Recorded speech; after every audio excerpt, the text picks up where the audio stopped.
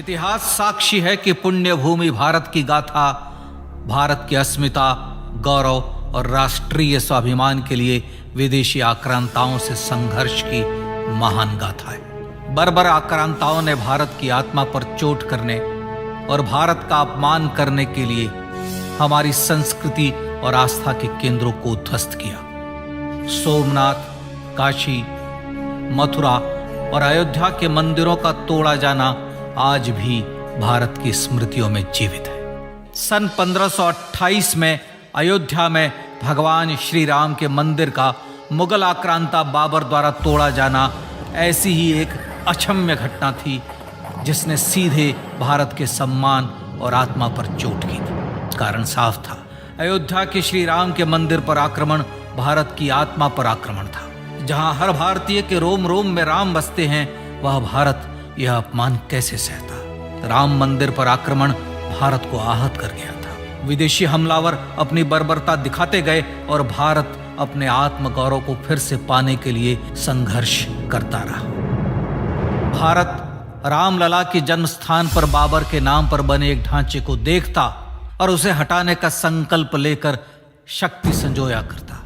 हिंदू समाज आत्मसम्मान के रण में डटा रहा और लगातार हमलावरों द्वारा बनाए गए बाबरी ढांचे को हटाने के लिए लड़ता रहा। सरयू कई बार रक्त से लाल हुई।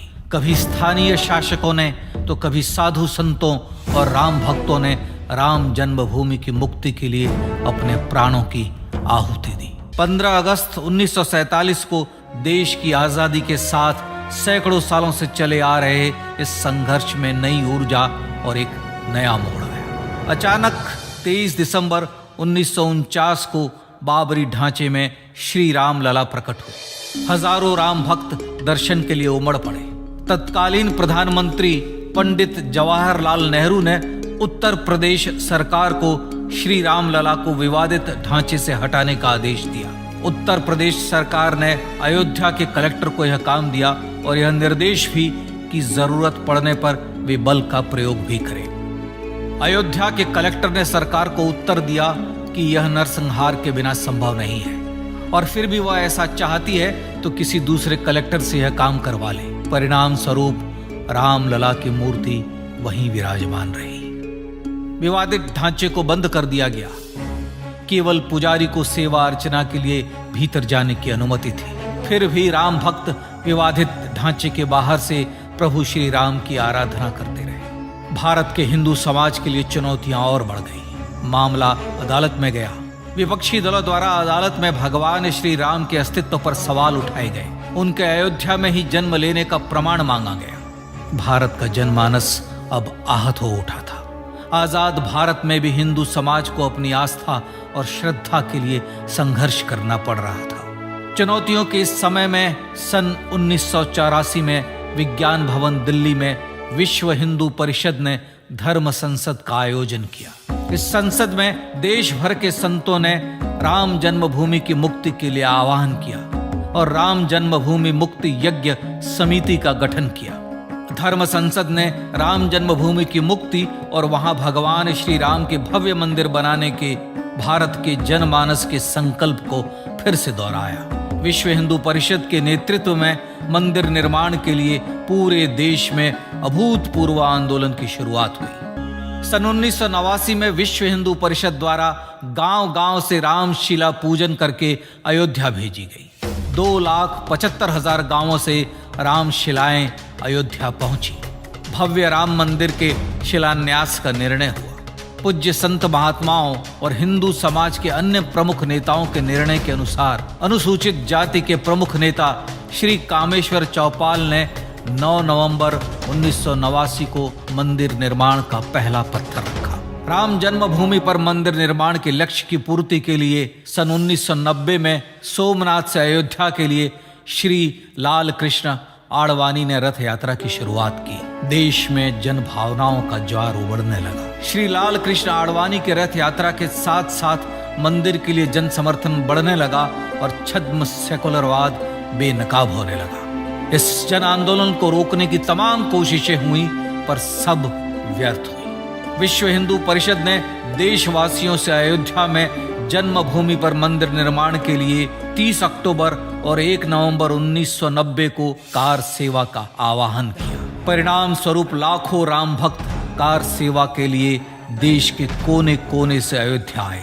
इससे देश की एकात्मता का विराट दर्शन हुआ। कार सेवकों को रोकने के लिए उत्तर प्रदेश के तत्कालीन मुख्यमंत्री श्री मुलायम सिंह यादव ने अयोध्या में परिंदे को भी पर न मारने देने की घोषणा की। स्थितियां गंभीर हो गई। अयोध्या से 100 200 किलोमीटर दूर रेलगाड़ियां रोक दी गई। अयोध्या युद्ध भूमि बना दी गई। मार्ग बंद, रेल बंद, चप्पे चप्पे पर पुलिस।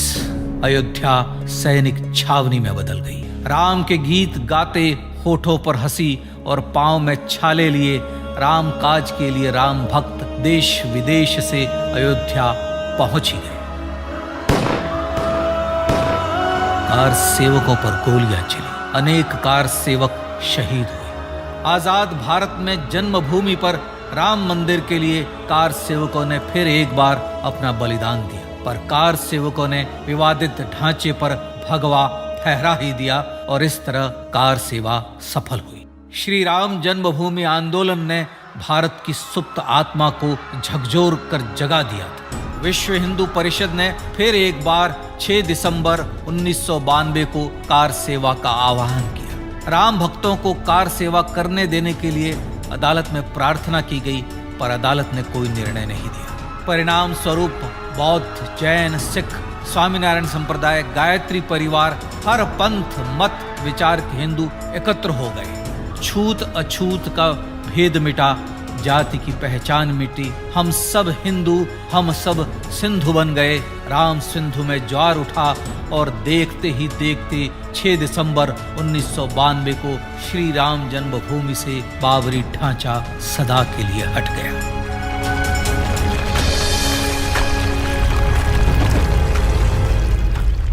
यह क्षण शौर्य, न्याय और सत्यमेव जयते का क्षण था।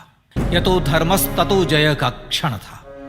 पर संघर्ष की गाथा यहां जाकर भी नहीं रुकी।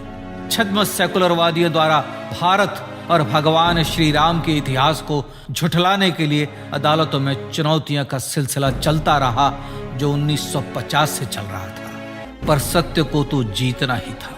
आखिरकार देश के सर्वोच्च न्यायालय के 5 जजों की खंडपीठ ने 9 नवंबर 2019 को ऐतिहासिक निर्णय दिया और यह कहा कि अयोध्या जन्मभूमि परिसर की पूरी 67 एकड़ भूमि रामलला की। और न्यायालय ने भारत सरकार को जन्मभूमि पर मंदिर बनाने के लिए एक ट्रस्ट बनाने का आदेश दिया। सर्वोच्च न्यायालय के आदेश के अनुसार भारत सरकार ने 5 फरवरी 2020 को श्री राम जन्मभूमि तीर्थ क्षेत्र नाम के ट्रस्ट का गठन किया और राम जन्मभूमि न्यास की भूमि जो सरकार द्वारा अधिग्रहित की गई थी, उसे ही नवनिर्मित न्यास को वापस दे दिया गया। 5 अगस्त 2020 को भारत के प्रधानमंत्री श्री नरेंद्र मोदी ने श्री राम जन्मभूमि तीर्थ क्षेत्र के अध्यक्ष पूज्य महंत नृत्य गोपाल दास, राष्ट्रीय स्वयंसेवक संघ के पूज्य सरसंघ चालक डॉक्टर मोहन भागवत एवं उत्तर प्रदेश के मुख्यमंत्री श्री योगी आदित्यनाथ की उपस्थिति में श्री राम जन्मभूमि पर भगवान श्री राम के भव्य मंदिर के लिए भूमि पूजन कर निर्माण कार्य का शुभारंभ किया। इस तरह लगभग 500 वर्षों से राम जन्मभूमि की मुक्ति के संघर्ष का पटाक्षेप हुआ। अपने आत्मसम्मान और राष्ट्रीय अस्मिता के लिए इतना लंबा संघर्ष विश्व के इतिहास में बेजोड़ है। श्री राम भारत की आत्मा, भारत की परिभाषा, हमारे राष्ट्रीय आदर्शों और जीवन मूल्यों के प्रतिनिधि मर्यादा पुरुषोत्तम हैं, जो हर हिंदू के होठों पर जन्म से मृत्यु तक रहे। बस यही हर हृदय में प्रार्थना होती है। राम भारतीय राष्ट्रीय स्वाभिमान और आसेतु हिमालय से समुद्र पर्यंत तक जन जन को एकात्मता के बंधन में बांधने वाले रक्षा सूत्र हैं।